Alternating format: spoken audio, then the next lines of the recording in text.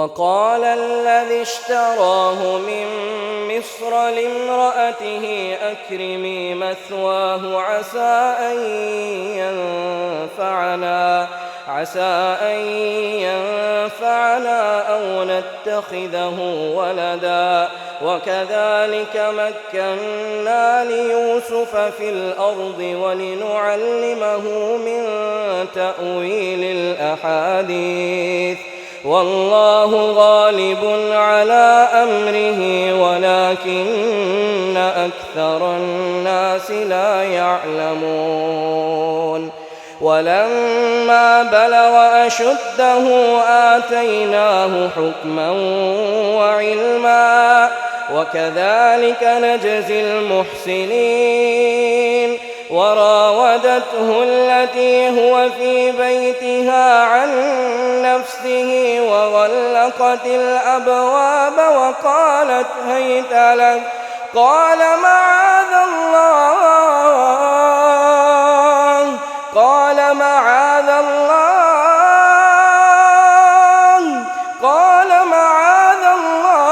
إنه ربي أحسن مثواي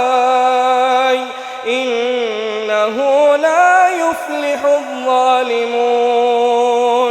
ولقد همت به وهم بها لولا أن رأى برهان ربه كذلك لنصرف عنه السوء والفحشاء إنه من عبادنا المخلصين واستبق الباب وقدت قميصه من دبر وألف يا سيدها لدى الباب قالت ما جزاء من أراد بأهلك سوءا إلا أن يسجن أو عذاب أليم قال هي راودتني عن نفسي وشهد شاهد من أهلها إن كان قميصه قد من قبل فصدقت وهو من الكاذبين وإن كان قميصه قد من دبر فكذبت وهو من الصادقين فلما رأى قميصه قد من دبر قال إنه من كيدكن إن كيدكن عظيم يوسف أعرض عن هذا واستغفري لذنبك إنك كنت من الخاطئين وقال نسوة في المدينة امرأة العزيز تراود فتاها عن نفسه قد شغفها حبا إنا لنراها في ضلال مبين فلما سمعت بمكرهن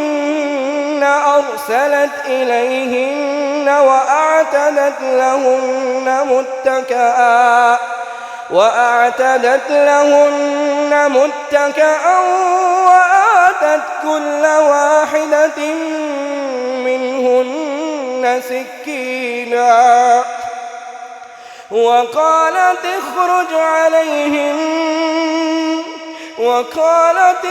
عليهم فلما رأينه أكبرنه وقطعن أيديهن وقلن حاش لله ما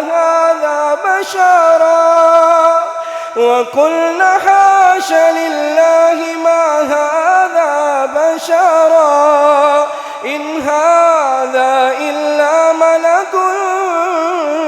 كريم قالت فذلكن الذي لمتنني فيه ولقد راودته عن نفسه فاستعصم ولئن لم يفعل ما آمره ليسجنن وليكونن من الصاغرين قال رب السجن أحب إلي مما يدعونني إليه وإلا تصرف عني كيدهن أصب إليهن وأكن من الجاهلين فاستجاب له ربه فصرف عنه كيدهن إنه هو السميع العليم ثم بدا لهم من بعد ما رأوا الآيات ليسجننه